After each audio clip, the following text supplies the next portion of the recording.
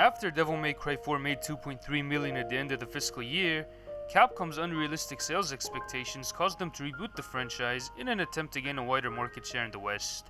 However, at the time, most gamers swept Capcom's and Ninja Theory's attempt at a franchise reboot under the rug, causing the entire series to be dormant for 10 years, until one faithful trailer played at an unexpected E3 press conference, showing never-before-seen photorealistic graphical fidelity, in a Devil May Cry title nonetheless, along with seemingly familiar fast-paced action of the previous entries, along with two familiar silver-haired, sword-wielding assailants who were ready to take names and kick demon ass, followed up by this legendary statement from the man himself. Wait 4 years for this. Thank you so much. DMC is back! So, does this game live up to the decade's worth of hype? Let's find out. Pull them devil triggers, Johnny!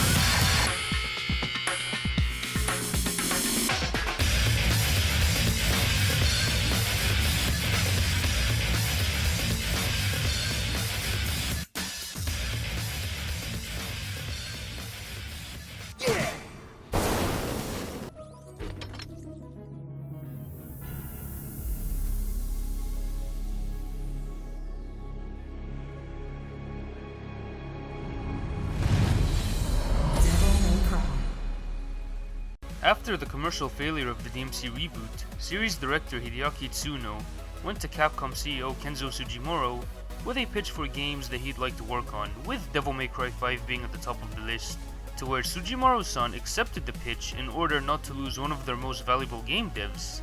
So, Itsuno got the band back together to work on Devil May Cry 5. However, in the 10-year gap between DMC 4 and DMC 5, the gaming landscape has changed drastically within that time frame, with major trends in the 7th gen being online multiplayer first-person shooter games, with the whole Halo and Call of Duty craze, and every other game trying to be like them at the time. While in the start of the 8th gen of gaming, the industry was turning from a niche hobby into a multi-million-dollar juggernaut of an industry, with major trends being open-world sandbox games, where my favorite one of these was Marvel's Spider-Man, to games that favor story over gameplay, with games like The Last of Us, and by extension the new God of War, to online battle royales aka Fortnite and PUBG, and all their other clones. So one of the things that motivated Itsuno to develop and make Devil May Cry 5 was to prove that pure free-flowing hack and slash games still had a place in the gaming landscape, while also satisfying a decade's worth of expectations, to where Itsuno confidently came out with some rather bold statements. こっち見ようかな。みんなが期待している以上のゲームになっていると自信を持って言えます。ぜひ期待してください。Did Itsuno succeed in achieving the following goals? Let's dive into Devil May Cry 5.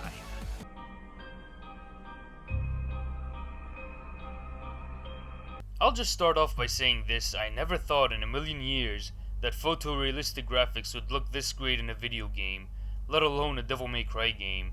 Before Devil May Cry 5 and Resident Evil 2 Remake were announced, I was completely against the idea of photorealistic graphics in video games, let alone fast-paced hack-and-slash games, because most of the time, a lot of devs would usually sacrifice high frame rate performance for high graphical fidelity. Just look at Bloodborne or any other Souls game. They're kind of on the slow side, and plus, the last Devil May Cry game looked a lot like an anime, so I expected the next one to follow suit. And yes, I'll admit it, at first I was one of those fans who were pretty apprehensive to the changes in graphical art direction, but then after a couple of hours I came to a realization. My lord, this game looks fucking sexy! And after playing the game for myself, this couldn't be further from the truth. And here's why. First of all, a lot of the character models of the main and supporting cast look absolutely phenomenal, with all the little fine details All the characters have been scanned by real-life models, including their faces and bodies. Hell, even the costumes and weapon props have been scanned. So everything from facial expressions and cutscenes and character movements look exceptionally great. With all the little fine details, even things like hair movement and clothing movement, makes the character models quite breathtaking to look at. No wonder this game has a model viewer. Plus, there is one thing to note about the gifts that the photorealistic style gave to our eyes, and that's the visual marvel of the London-inspired Redgrave City. Not only does it teach DMC2 a thing or two on how to make urban environments work in a Devil May Cry game, it also does a really good job of matching up with the aesthetics of the first game. Here's how it does this. A lot of the architecture around Redgrave City are gothic to say the least, even though it's not as haunting as Malay Castle was in the first game, but on the other hand, it looks like a living, breathing city with its own culture and history that could be felt while traversing the city. You also feel that the city used to have its own inhabitants. Speaking of which, Redgrave City has a lot of Easter eggs and references to the previous entries in the series, and a bunch of cool graffiti everywhere that come with a bunch of Easter eggs and jokes that a lot of series fans would find endearing. To answer the question, how does this game teach DMC2 how to do urban environments? Well, in DMC2, it was a bland mishmash of different locales with little to no cohesion of traversal through the environments. DMC5's Redgrave City, on the other hand, is a consistent locale that is very cohesive traversal-wise, plus story-wise, it makes sense how the characters got from here to there. Later on in the game, you find yourself at the belly of the Clivefoth, a demonic tree that is grown from the depths of hell itself, and that also relies on human blood as its main power source. What I really do like about these levels is that the demon tree looks like it came directly from hell. Everything about this place is pretty unsettling, all the way from the grotesque hallways to a lot of the bloody rooms and areas. However, some variety within the Clivefoth levels would have been very welcomed, since it starts to bleed in together by the tail end of the game. Speaking of bloody, one of my favorite aspects of the visual aesthetics of this game is that the gore is amplified to over 9,000 levels. Yes, ladies and gentlemen, DMC5 is the goriest game in the entire franchise. Sure, the other games are rated M for mature, even had some insanely graphic scenes in the previous titles, and the playable characters did bleed along with the demons in gameplay. But in this game, the gore has a much heavier emphasis this time around. First off, enemies bleed like crazy. Whenever you wind up rolling around in blood, or having too much of a bloody fight, you'll find your character in a complete bloody mess. And if I'm being honest, it looks pretty goddamn glorious. It'll even show up in cutscenes, and as a gore hound, I just love the fact that they added tons of blood into this game. Take note, Stat of War! Then we get to the enemies that you'll be facing in the game, and oh my lord, this game's enemy design is on par with the first game on how hellishly grotesque these things can get, and you bet your ass that I'm loving it. Just like the rest of the games in the series, you find yourself fighting off scrub enemies, even those have good variety in them as well. The basic enemies range from deformed bug-like abominations to Hellcanas that are directly ripped straight from DMC3's Pride and Sloth enemies, to where later on in the game you'll find yourself going up against some of the most foul, unholy abominations that quite literally look like they're straight from hell. Some of the later enemies involve meat cleaver enemies that go into different phases of attack that feature a rather haunting and eerie aesthetic. Two Hell Judicas with their unsettling appearance, then you get Porto Angelo, quite possibly one of the many great references to the first game. Not only does it look exactly like Nero Angelo, it also shares a lot of that boss's characteristics, from its movements to its attacks. I gotta say, man, the fact that a boss from the OG DMC game is now a regular enemy in this game is just outright surreal, man. You also get his lackeys, the Scudo Angelos, and in terms of design, I actually like their more submissive look, where they actually look like they're subordinates to the Porto Angelo commander. Speaking of callbacks to the first game, we get the Death Scissors that are quite literally an updated version of the Death Scissors you had in DMC1, but this time they come with a blank-faced Jabberwocky mask that carries only one expression that gives off a rather eerie feel to them, including their black cloaked appearance. Some might say that the Death Scissors aren't as creepy as the Sin Scissors were in DMC1, but they're pretty damn creepy here nonetheless. While we're on the subject of callbacks to the first game, you better guess who made it back from the underworld. The nobodies from DMC1 are back, and they are as hideously vile and grotesque as you remember them being. But they function a bit differently to how they did in DMC1, where instead of them only having one mask that increases their size and doubles their strength, they get a total of 3 masks. One that enhances their projectile throwing abilities, and one that enhances their strength, and their default mask that they had in the first game. But their attack patterns are relatively similar to their 2001 counterparts. But nonetheless, these things are ugly as sin, and they also add a whole lot to the game's overall look. One enemy type that I really do appreciate on a design standpoint in this franchise are the Baphomet enemies that you come across, and I gotta say this, it's about damn time that the series actually used this design. Not only is it relatively accurate to the real life depictions of the demon, minus the cock and tits, it also talks to you when you're first introduced to it. And the best part is that you're beating on the goddamn thing, and you're making an absolute fool out of it. And there are way more of these satanic abominations in this game. If I keep running my mouth about these things, we could be here forever. So in short, DMC5 is a visual marvel on all fronts, thanks to the RE engine, all the way from the stunning character models to the breathtaking environments that are on par with the first game's aesthetics, to the terrifying look of the demons that look like actual demons from hell. It would be an act of foolishness not to play this game on an Ultra 4K behemoth of a TV screen. And the best thing is that the game doesn't dip below the 60 FPS that is required for an action game, and if it dips, it's usually barely noticeable. The only downside is the lack of a turbo mode. If I'm being honest, the ability to speed up the game by 20% just makes it a bit more fun for players, and that feature was a part of the last 2 games. It also does a really good job of hiding frame rate dips. It also reduces the loss of frames in some cases. Now we move on to the game's soundtrack, and as per usual, they knocked it out of the park with the atmospheric tracks. While exploring Redgrave City, you'll be greeted with an eerie OST that does a very good job of giving off the feeling of a once crowded city that has quickly turned into a wasteland. Just hear this out.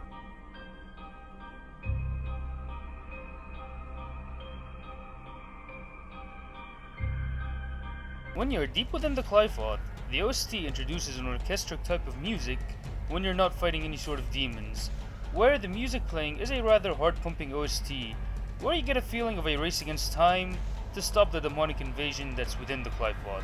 Have a listen to this one.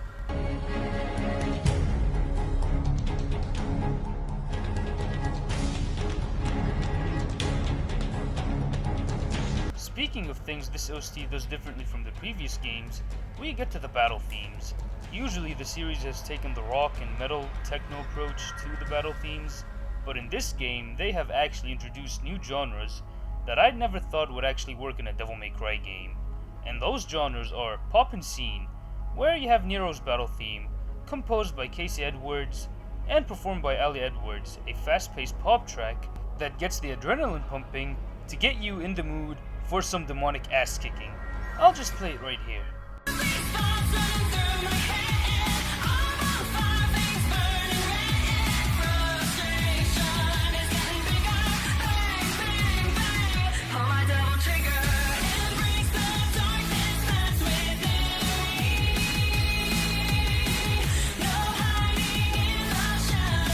God damn, no wonder so many people were jamming out to it, to the point where it was the most played song in the UK alone. Then we get to V's battle theme, Crimson Cloud, a rather slow, methodical track that does a good job of representing V's mysterious, scheming type of character. Just have a listen to the track.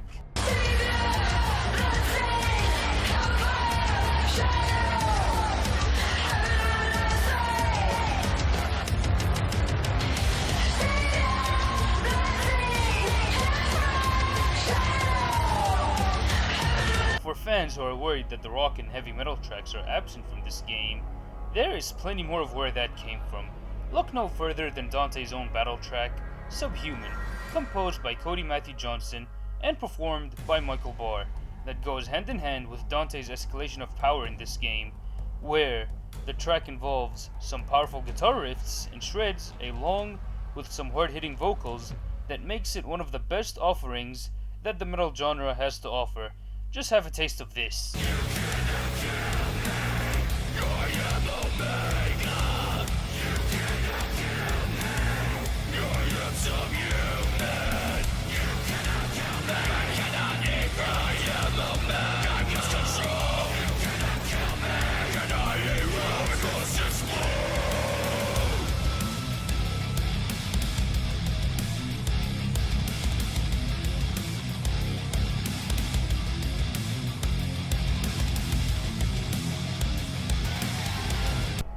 You also get the Cavalier Angelo boss theme, composed by Kuta Suzuki, that sounds like it's directly ripped from a Guilty Gear game. Just check this sample out.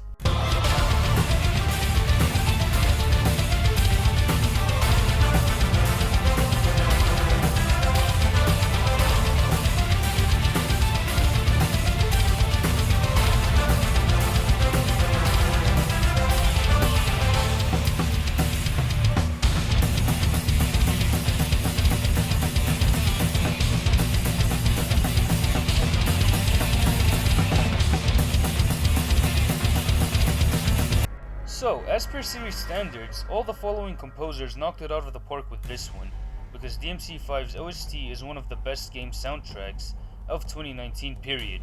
As a Devil May Cry soundtrack, it's not afraid to experiment with different genres of music. Hell, I never thought that pop music could actually work in a DMC game, and what do you know?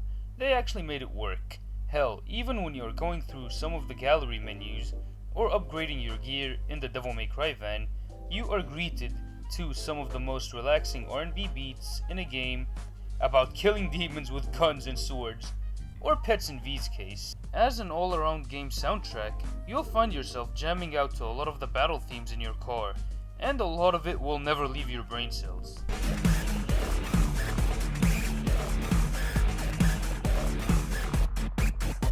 If you played the previous entries in the series, you'll be right at home with this game, where the gameplay format includes hacking and slashing demons, while also shooting them up with your firearms, with a couple of tweaks to the DMC formula, where you get 3 playable characters throughout the course of the campaign. Starting us off with Nero. In this game, he plays similarly to how he did in DMC4, with his Red Queen sword that does have the same engine revving properties, emphasizing ground and aerial combos like how it did in DMC4, where the Exceed and Max Act mechanic also play a huge role in the Red Queen's functionality respectively. However, this time around, the Exceed and Max Act timings seem to be a bit more lenient this time around, where in the last game, you literally had to have frame perfect timing in order to pull off a Max Act, let alone a regular Exceed.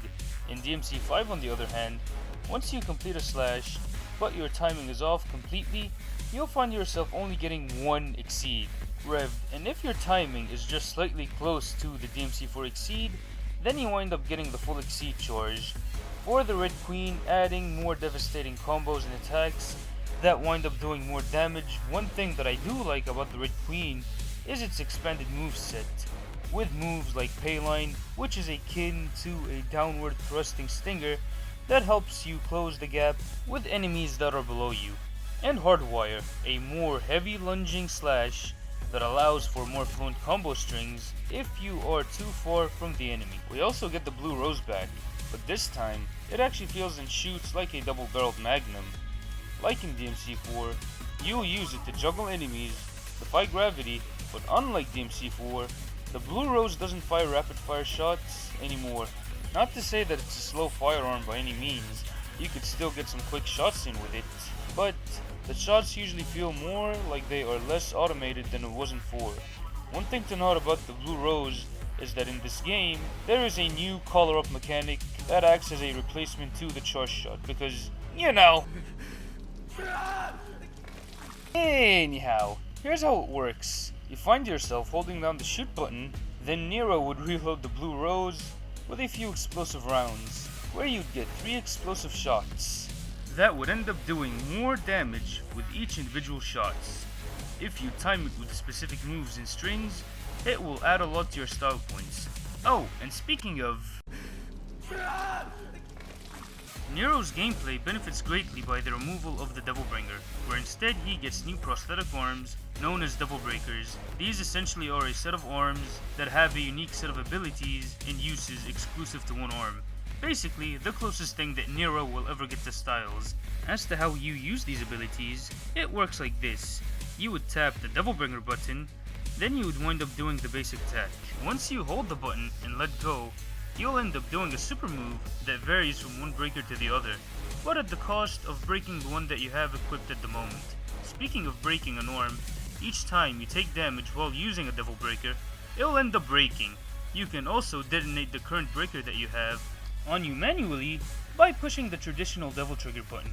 This helps out a lot while you are surrounded by a lot of enemies, as the manual detonation, also known as the breakaway mechanic, acts similarly to how the DT burst did in DMC3, but it's not as powerful as it was in that game, but it helps you get out of grabs as well. You get a total of 8 Devil Breakers throughout the campaign as Nero, where you start off with the Overture, a very beginner-friendly arm that sends out devastating shockwaves that's good for damaging enemies and stunning a lot of the bosses if they'd ever hit you with a rush attack, where the special move is essentially a bomb that sticks to enemies that could detonate on its own, or you could just blow it up yourself by shooting at it with the blue rose. Then you get the Gerber arm, a prosthetic that emphasizes mobility and quick dodges, akin to Dante's Trickster style, while its special includes a Mega Blast Beam that just wrecks everything that gets close to it by a 10-foot radius, with the aerial special being a scatter shot, similar to a lot of the Nightmare Beta charge shots from the first game. Then we move on to Punchline, a Devil Breaker that's quite literally a rocket fist. Check this out. If you just fire it off, it'll help out with a lot of enemy juggles and combo extenders. But here's the kicker. Just launch it out and hold down the breaker button. You will literally be riding this thing around like a goddamn hoverboard, where you ram into demons while doing ollies and kickflips and kicking ass at the same time. It's wacky, over-the-top shit like this that made us all fall in love with this series. As for specials, you get these.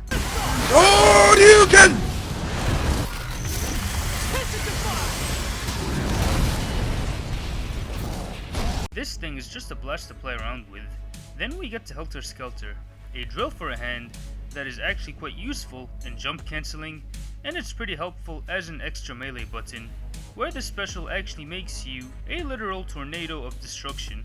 Later on, you get the Buster Breaker, where you guessed it, this thing acts exactly like DMC4's Devil Bringer, where you could perform a lot of cinematic attacks on bosses and enemies, but this time around, those animations can actually be interrupted, so you actually have to be careful of when the right situation is to use these finishers, and when is the right time to do these.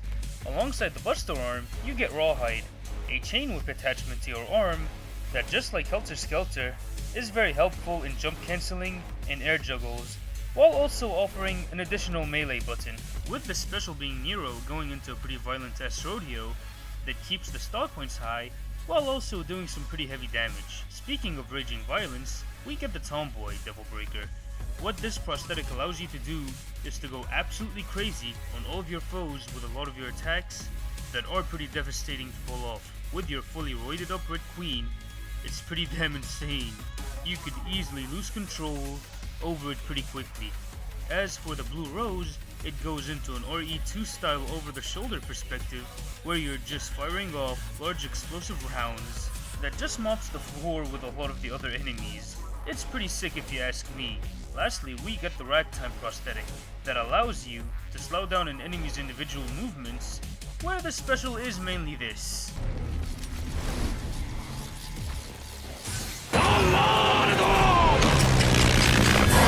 The Devil Breakers do a very good job of adding variety to Nero's gameplay that was pretty lacking in Devil May Cry 4 in some respects, with their different attributes and varying properties. However, there's just one tiny bit of criticism I do have, and that is that the breakers lack on-the-fly breaker switching. Now, I know that Itsuno and his team were debating heavily on whether they should go for on-the-fly breaker switching, or whether they should just keep it to a set inventory of breakers that you won't be switching out of. and they went for the second option so they could differentiate Nero from Dante. They also wanted the breakers to be deployed and used strategically, as if you were saving up consumable items in an RPG game. But the switchable option would have allowed for more versatile options in combo strings, where players could go wild with their creativity on how they choose to dispatch of their foes. It will also be a great way to bridge the skill gap between Nero and Dante, where new players would be able to grasp how to switch weapons on the fly quickly, which is essentially a huge aspect of Dante's gameplay. But all in all, the dev team have done an impeccable job of making Nero's playstyle more fun and exciting for a lot of old and new players respectively, with the added move list and tweaked firearm that make a lot of the stylish combos more of a blast to pull off in this game. While the Devil Breaker system is quite a big deviation when it comes to what players expect Nero to play like, it provides a good level of variety that was sorely lacking in DMC4 when it comes to Nero's toolkit. Since we're talking about deviations to the DMC formula, look no further than series newcomer known as the Mysterious V, who plays in a completely different fashion from Dante and Nero. Now, what would most people expect from a DMC character is that they'll be carrying some sort of melee weapon along with some form of a projectile, where you'd be able to go up close and personal towards a lot of the enemies while controlling large crowds with your projectile attacks in a fast-paced, stylish manner. However, V is quite the enigma when it comes to this formula. The way V handles is more of a summoner class type of character from an RPG, mixed with the fast-paced DMC combat that we've all come to love. So instead of V carrying actual weapons, he has a set of demon familiars that do the job of comboing up the enemies for him. These familiars include Griffin, a demon-like eagle creature that acts as a sort of a quote-unquote gun button that shoots out projectiles that help in juggling enemies, but Griffin does much more than that. You can upgrade the Demon Pigeon to do things like set up towers of lightning that increase combo strings that also does damage in the process. Griffin is also one standout reference to the boss in the first game, with the same name. In fact, a lot of the upgraded attacks heavily mirror the attacks that the first game's Griffin used against you. However, this time, you're the one deploying these attacks on the other demons. Then we get the second pet at hand, and that's this game's version of Shadow. Yeah, that Shadow. While playing as V, Shadow acts as the melee option, where Shadow goes up close and personal to the other enemies. Just like the Panther in the first game, Shadow is able to shapeshift its body into a variety of blades and saws in order to gouge and pierce all other surrounding enemies that you could use to perform some pretty unique combos with these two pets. But here's the catch, two of them this time. Both of your pets have health bars of their own, so they can take damage, but them taking damage won't affect your style points. So there's no need to worry about that, as long as V doesn't get hit himself. But here is what should concern you. If they take enough damage, they will form into crystal-like orbs that have no methods of attack, rendering you as defenseless. So you have to wait until they have either recovered, or you could summon the third familiar, Nightmare. Yup, this asshole. But this time he's attached to your Devil Trigger. If your DT gauge is filled up enough, you could summon Nightmare anywhere. You could summon him from high up, where he comes hurling down on enemies exactly like an explosive comet that deals death and destruction in its wake. You can even summon him towards weak walls, where he would smash into the wall like the goddamn Kool-Aid Man.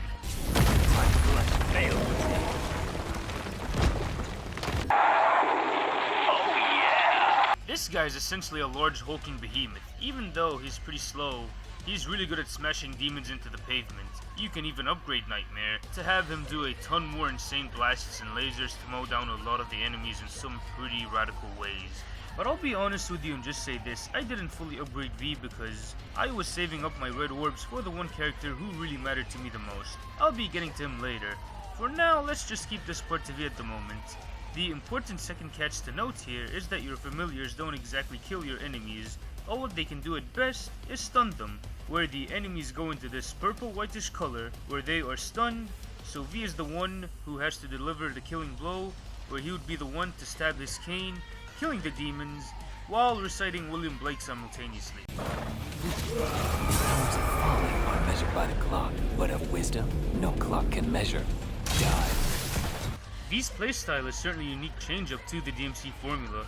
That's surprisingly great, because something like this in a fast-paced action game could have turned out to be a complete disaster in the hands of a less capable developer, but Itsuno has managed to make this playstyle a lot of fun to play around with, where you end up feeling like a scheming master planner orchestrating a crescendo of death and destruction, to where even a lot of his taunts reflect that notion. One cool thing about V is that you can recharge your DT meter by reading actual poetry written by William Blake. I'm not exactly sure if this is a taunt, but it's fucking cool that you can do it anyways. Controlling the familiars is fairly responsive and a lot of fun to experiment with, and comboing up enemies in unique, never before seen ways in the series is a lot of fun to pull off. However, V's gameplay isn't exactly perfect. In fact, I would say he is the most flawed out of the playable trio. Even though Shadow and Griffin are a blast to use, sometimes they could deviate a little too much from what you wanted them to do. For example, I wanted Shadow to actually attack an enemy that's far off, but however, Shadow just kept on teleporting back to me. These instances could break combo strings. Also, V's gameplay is at its worst while fighting bosses. Since V is weaker than Nero and Dante, he takes more damage than them. He is also slower than both. His agility is pretty limited in comparison towards the other two. So going up against an agile and powerful boss such as the Elder Geryon Knight that zips and zaps quickly across the battlefield, it even has the ability to slow down time. Its attacks could even remove a sizable chunk of V's health bar, which makes his fights with bosses a task in tedium. Not to say that his gameplay is terrible, far from it in fact, but it could use some minor tweaking. Furthermore, his playstyle could get monotonous really fast, even if you do have all of his upgrades, for one simple reason, and that's being a lack of unlockable summons, as you only get 3 summons in total. But it would have been cool if we got some extra summons, like let's say a devil trigger option of having a large lava spider scorpion hybrid, or how about these goat-headed demons that flew at you with oversized scissors or scythes from DMC1. You know, since all of these summons are pretty much callbacks to the first game, just to add in some variety into the mix. But overall, V's playstyle is a fun and original take on the Devil May Cry combat system. It's not as fast and frantic as the other two gameplay styles, but it's rather strategic and calculating to say the least. Kind of like an intense game of chess, where you're trying to show off how much of a badass you are, or a Kylo Ren lookalike who wears a pair of sandals. Now we find ourselves getting to the greatest part of this game.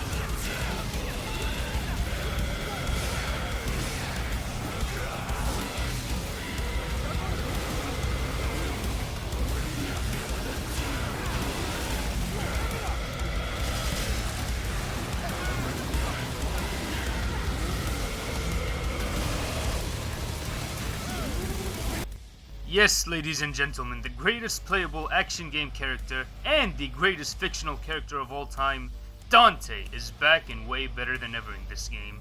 Dante plays similarly to how he played in DMC 3 and 4, with a fuck ton of new tricks and toys to play around with.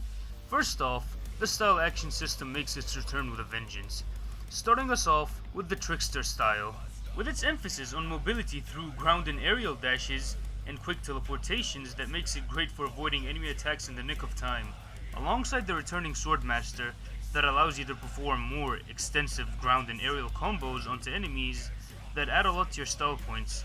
You also get the return of the Gunslinger, the firearm focused style that allows you to shoot in multiple different directions while also charging up your shots, where you can perform some pretty insane combos with your firearms. We also get the grand return of the Royal Guard, the style that focuses on blocking incoming attacks and countering them via the Royal Release. But this time, it's been heavily tweaked. In the past entries, this was a heavy risk reward style, where if you just perform a standard block, you would end up taking chip damage from your own health bar. There were even times where your guard could be broken due to poorly timed blocks. So the most effective way of using Royal Guard in the past games was Royal Blocking, which is essentially perfect blocking. However, DMC5 takes a different approach to Royal Guard. The high risk, high reward factor is still present, but this time around, it's more inviting to new players. Here's the gist of it. Instead of taking chip damage directly from your own health, you end up losing bits of the Devil Trigger instead, if you just do a standard block. But if you perform a Royal block, then you're rewarded greatly with 3 whole Devil Trigger gauges. But you have to be careful. If you just standard block without any DT, your guard will break. The way this Royal Guard is set up is to encourage newer or more casual players to experiment with the style, to see what they could actually do with it.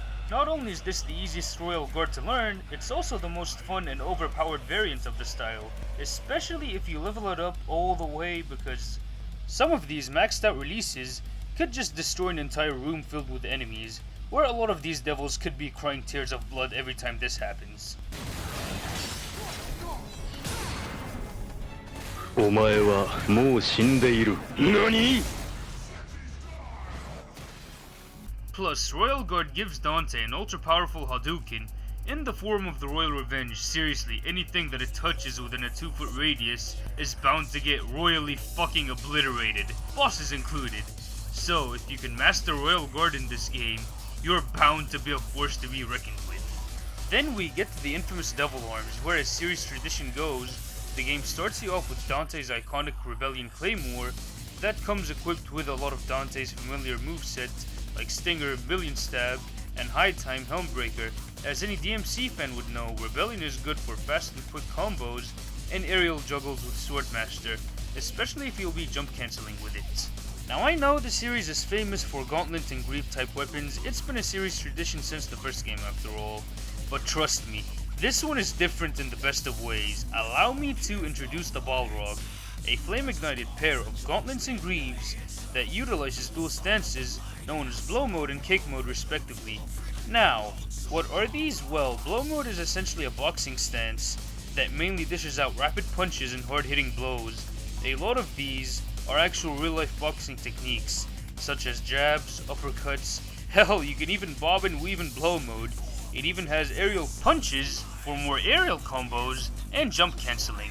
Enter Kick Mode, a stance that shifts the focus on quick rapid kicks that borrows heavily from Capoeira and Taekwondo, where you can throw down agile movements on the battlefield. Hell, even the Kick Mode's launcher is essentially a backflip flash kick. Hell, just go into the Swordmaster with Kick Mode and Dante will just throw down some insane breakdancing moves. That goes hand in hand in juggling enemies and styling on foes. The way that Balrog is meant to be used is by frequent stance switching. If you'd master that, then Dante would effectively make Yuri Boyka eat his own heart out. In order to add to Balrog's damage output, you have to take advantage of the ignition mechanic, where you'll have to charge up the gauntlets. It's much easier to execute in Blow Mode than it is in Kick Mode. You will keep your ignition as long as you stay on the offensive, so when you're not throwing down any punches and kicks onto any of the demons, the ignition will wear off.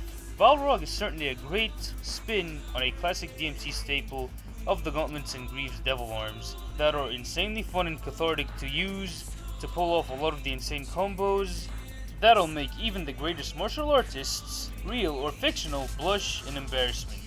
Before I talk about the next Devil Arm, I just have to say, man, huge props to Tsuno-san and the entire DMC5 dev team for realizing one of their grandest visions for the series ever since DMC2, where they wanted to create a motorbike weapon that Dante could use.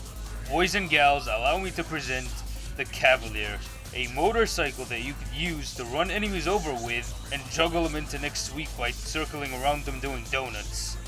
Hell, you even have a launcher that's a 15-foot backflip off of the bike, where you could air combo the demons in the air with a version of Air Raid that has the same exact moves and animations that Dante pulled off on a motorbike way back in the day in that kick-ass Mission 14 cutscene. Y'all know what I'm talking about. Plus, this bike can split into dual chainsaw-like contraptions that could mow down and slice up demons in more creative ways than one.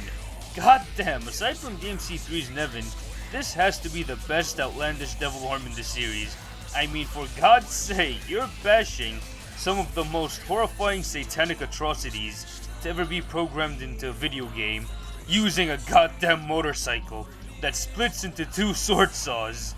And goddamn, is it wholly satisfying as fuck to use. How's that for road rash?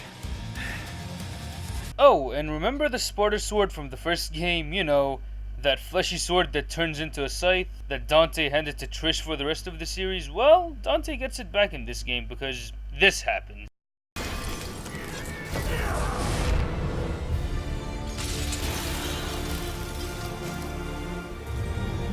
I'll get to that part later when I get to the story analysis part of the review. For now, let's just stick to the rundown of the Sparda sword, okay? Got it? Good. Here's what this thing can do. It essentially has the same moveset to the Rebellion, but it has varying properties to some. For example, it has the ability to extend at the end of million stabs. It also has a more AoE effect to the Prop Shredder and round trip moves respectively, but the fact that I got to use this thing again after some time is quite the novelty if I do say so myself. Then we move on to the firearms. As per usual, the game starts you off with Dante's trademark pistols, Ebony and Ivory, highly customized M19 pistols created by Nero Goldstein. Yeah, that part of the lore is canon right now, but I'll be getting to that later. Anyways, here's how these dual pistols work. You'll be using these to juggle enemies, stay in the air, and facilitate combos with them, and using their charge shots, while occasionally going for the Rainstorm and Gunslinger. Speaking of which, there's one aspect of DMC lore pertaining to Ebony and Ivory that made it over into the gameplay system. So, what's that bit of DMC lore and how does it work, you may ask? Well, here's the gist of it. Traditionally in DMC lore, both Ebony and Ivory have different functions, where the Silver Gun Ivory is mainly used for quick draw times and rapid shots, while the Black Gun Ebony is mainly used for long distance targeting and high powered precise shots and comfort. In gameplay, this principle is applied once you switch over to Gunslinger, where you could fire them individually. While pushing the shoot button, you'll fire off Ivory, where it will be constant rapid fire shots while shooting. Pushing the style button on the other hand, you'll fire Ebony, where you'll be shooting more powerful single shots. You can shoot them both simultaneously in Gunslinger, creating more quick fire shots, effectively making Ebony and Ivory more versatile in this entry than in the previous games. You can still pull off twosome time with this setup, but a problem that I do have is that you have to simultaneously have two fingers on two completely different buttons while moving the left analog stick, which honestly makes it kind of a pain in the ass to go in gun kata mode than it was in the previous games where you just push the style button and the left analog stick. Then we get to Dante's trusty boomstick, the Coyote A, where you'll use this for crowd control situations, gunstingers with Gunslinger, backshots, and charge shots to immobilize the demons around you. Speaking of gunstingers, this can be upgraded to where Dante can take a page out of Mr. Wick's book of shooting and rolling out of the way. Not only is this effective in adding to Dante's mobility, it's also a pretty damn stylish way of keeping a lot of your combos going, plus it looks fucking cool, man. Just like DMC4, you can switch through all of these all at once on the fly. Your styles and weapons included, that allows you to pull off some of the most smoking, sexiest, stylish combos to ever be put in a video game as long as you know what you're doing. And DMC5 actually does a much better job of showing new players how to effectively use Dante, with the added tweaks that invite new players to experiment and learn a lot of Dante's more advanced maneuvers, such as royal guarding, style switching, and even weapon switching, to where you can even customize your loadout to either have two of each weapon equipped, just like how it was in DMC3, where you can equip one weapon of each, or you could equip absolutely everything all at once, or equip absolutely nothing. Good luck trying to royal guard through everything, I guess. Just like all the other games that came before 5, if you want to get used to Dante to the point of full mastery, it's going to take loads of practice, because Dante is the one character out of the 3 that has the most depth and complexity to his gameplay. He is quite literally scuba diving in game mechanics. Trying to master Dante will keep you up all night, trust me on that front. Plus, when he's first dropped into your lap, he feels satisfyingly overpowered, to the point where you are essentially making him much more of a powerhouse than he already is. Speaking of which, just like DMC4, Dante comes equipped with his Devil Trigger. Right off the bat, if it's activated, it will restore Dante's health and it will buff his attack power to do more devastating damage, while also adding a lot to the Trickster style's mobility. So having said all of that, I can tell you this without a doubt. Dante is the best character to play as in Devil May Cry 5. From all the different abilities that you get, to all the unique devil and firearms you get, to the on-the-fly switchable styles, just makes his playstyle an absolute joyride. of epic proportions, where you can spend hours trying to master every element of his toolkit, and you'll always be learning something new about his moveset, where the game's true masterful qualities truly begin to shine. Just like all the other games in the Devil May Cry pantheon, you are ranked at the end of each mission based on how stylishly you played, but this time it has been tweaked a little bit. Okay, maybe a ton, even though playing stylishly is still the main priority. However, you don't have to speedrun the entire mission this time around, because the game doesn't penalize you anymore for completing a mission too slowly, which allows you to explore levels and locales at your own pace, while also allowing you plenty of time to hunt down various secret purple and blue orb fragment that will expand your health and devil trigger respectively if you collect 4 of them. It's even easier to find secret missions this way. Oh, and you don't lose points for collecting enough red orbs, even though the game still rewards it. In fact, the ranking system rewards a lot of little things that you have done in the mission. For example, if you manage to keep all of Nero's Devil Breakers, you will be rewarded by the game. If you play as any of the 3 playable characters and you attempt to take a risk, then the game will take note of that, and so on. The one complaint that I do have towards this ranking system is on how the game aggregates style points. In past games, it would just add up all of your style points to give you your final style PTS score, where you were encouraged to go through all the optional encounters, but in DMC5 on the other hand, it averages out your total style points. The problem here is that instead of being encouraged to go through all the optional encounters, because sometimes those don't last long enough to where you could maximize your style points to fuck, so it leads to missions where you're supposed to get an S for it, you wind up getting an A for it instead. Speaking of penalties, your end mission rank will fall if you take too much damage or abuse the continue system too much. If you play without any style, you'll be ranked accordingly. One thing that has made a huge comeback is the style meter that judges you on how stylishly you are playing at the moment, going all the way from dismal to... This style meter is pretty similar to the one present in DMC3, where if you vary up your attacks, the meter will increase, but if you get hit, or if you aren't attacking anything, the style meter will fall rapidly, forcing you to stay on your toes and switching your strategies on the fly.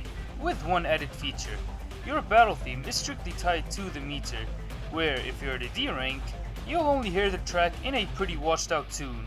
Raise yourself to a B rank, then the track gets louder, you'll even hear the vocals kick in further. Go to an A rank or any of the S ranks, then the battle theme will get louder, you'll hear the chorus kick in more, and it becomes the perfect beat drop to the insane demonic beatdowns that you're putting out there. Taunts are back in this installment, and just like the previous 2 games, depending on your style rank, for each character they'll give a completely different gesture, along with a completely different quote each time. Even that system has seen a new added feature. What's that, you may say? Well, it's something known as an air taunt. Each character has a unique air taunt exclusive to them, where Nero's air taunt sees him riding the Red Queen like a skateboard, which helps out a whole bunch in terms of aerial mobility. While V's air taunt is just simply him provocating the enemy while he's in midair, his air taunt is the only one that changes depending on style rank, where if you reach any of the S ranks, V will gracefully twist down in a graceful manner, ending with a showboating position. By the way, remember XTC from DMC4, where you chuck a rose at an enemy to attack them and blow up the other Lucifer sword darts around them? Well, it's Dante's air taunt now, just without the explosive sword darts. But here's what it's good for. It's a good air combo extender, as the rose would damage the enemy slightly and launch them in the air a bit. If you're skilled enough, you can pull off some really good combo extenders, and again, if you want to reap all the benefits of the taunt system, aerial and ground, you have to be close to the enemy while doing so. And just like the previous entries, you can purchase upgrades and abilities for each individual character, where the red orb pool is shared across the trio. And oh, thank God that the currency is back to the red orbs and we don't have any of that proud soul bullshit from DMC4. Oh, does anyone remember the consumable items like the Vital Stars, Holy Water, Devil Stars? Well, those have been axed from this game. Yup, they are nowhere to be found in DMC5. Instead, the only consumable items that you can pick up are the blue orb and purple orbs, and the gold orbs that revive you after death. So, some of the casual audience might be asking, okay, what in the ass is this bullshit? Is Capcom trying to get me to pay for these goddamn microtransactions?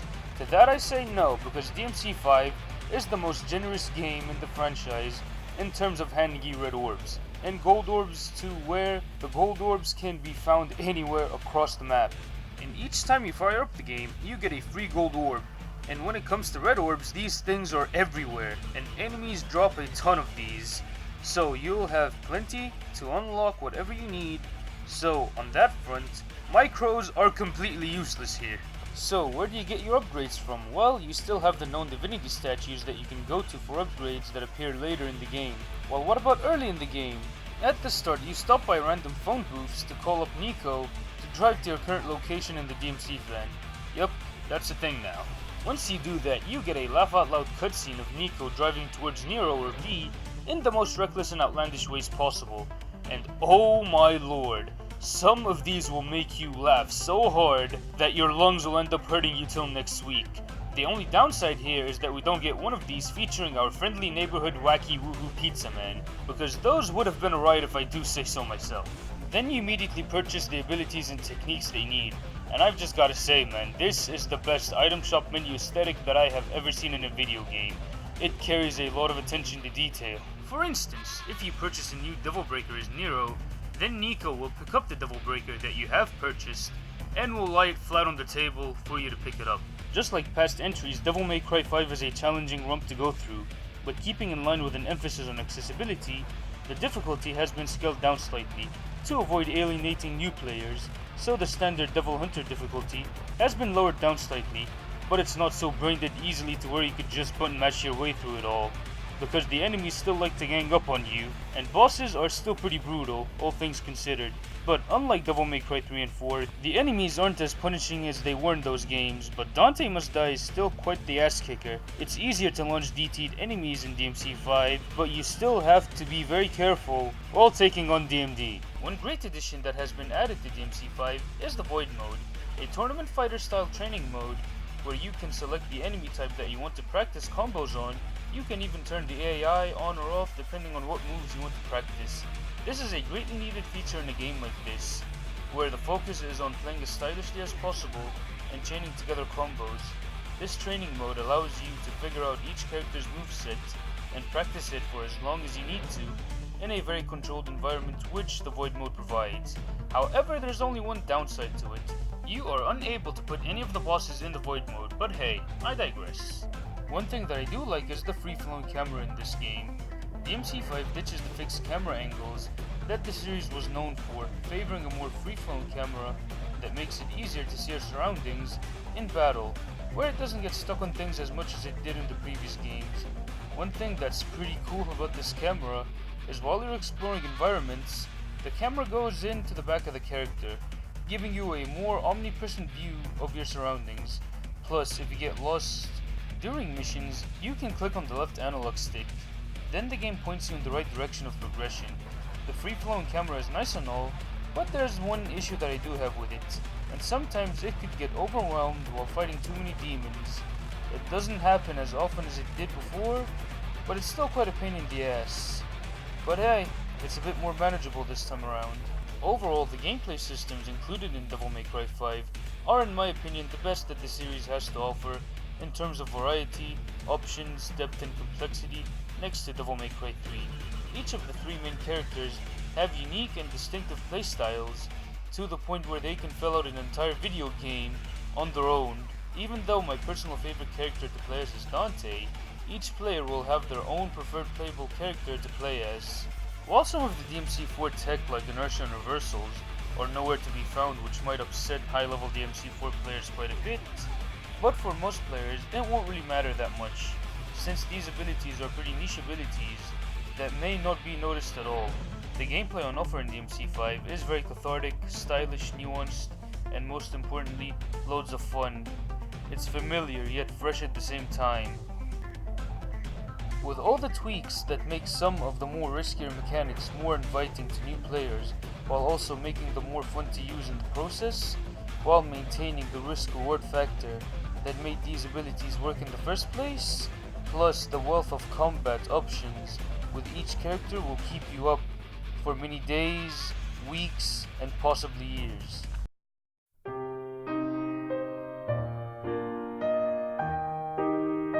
The storyline of DMC5 takes place 5 years after Nero and Dante successfully defeated the Order of the Sword. A sinister demon tree known as the Clifoth emerges from the foul depths of the underworld, in the middle of the hustling and bustling streets of Redgrave City, where the one responsible for the recent catastrophic events is the menacing demon king Urizen. Then the young devil hunter Nero sets out in order to neutralize the threat and its root cause, after the defeat of the legendary Crimson Devil Hunter Dante at the hands of Urizen. So then Nero sets out along with the mysterious assailant known simply as V to save the remainder of Redgrave City and to also regain his lost pride after losing his most powerful and reliable appendage, the Devilbringer, to the nefarious Demon King. This plot is the most ambitious plot in the series, with the highest stakes to ever be seen in the franchise, while tackling heavy-handed themes of redemption, power, and even family, where each of the main characters have their own sense of pride shattered at the beginning of the game. So effectively, they have their own reasons for pursuing power in terms of redemption when it comes to Nero and Dante. However, throughout the narrative, each of the characters are being corrupted due to that pursuit of power, where with Nero we see how attempting to alleviate feelings of inadequacy can make someone become more hateful and resentful and unhinged. And when it comes to V, I'll just keep it to part 2 of this video. And when it comes to Dante, we can see how one's own arrogance can cause someone to be callous and detached from the situation at hand and the world around him. At first glance, this plot may seem to be just about wisecracking demon hunters and large satanic tentacle monsters, with a lot of anime tropes weaved into it. But just like Devil May Cry 3, the plot has a lot more depth and nuance through its themes, which I'll be exploring in depth in the second part of this review, where I'll be diving deep into DMC5 spoiler territory. Overall, Devil May Cry 5 is a testament that fast-paced, free-flowing hack-and-slash games still have a place in the modern gaming landscape. With its fun and layered gameplay systems, outstanding graphical fidelity, and great storytelling with badass characters, this game gets a triple S rank from me, a true game of the year for 2019. For me and many others, you owe it to yourself to go out and pick up Devil May Cry 5. It's available practically on every modern gaming console, except for the Switch. The game is an absolute joy to play. You will not regret picking up the game. It's worth every penny of its price point, no doubt about it. But I'm not quite done with this game yet, because this plot has so many details to unpack when it comes to character motivations and themes, along with gameplay spoilers and some behind the scenes stuff that come from the game's plot. So stay tuned on the next episode of the Son of Sparda Retrospective, where I go into all the smoking sick spoilers of Devil May Cry 5. Hey everyone, sorry that this took so long to put out there. This game just has so much to unpack. My original script was literally a light novel.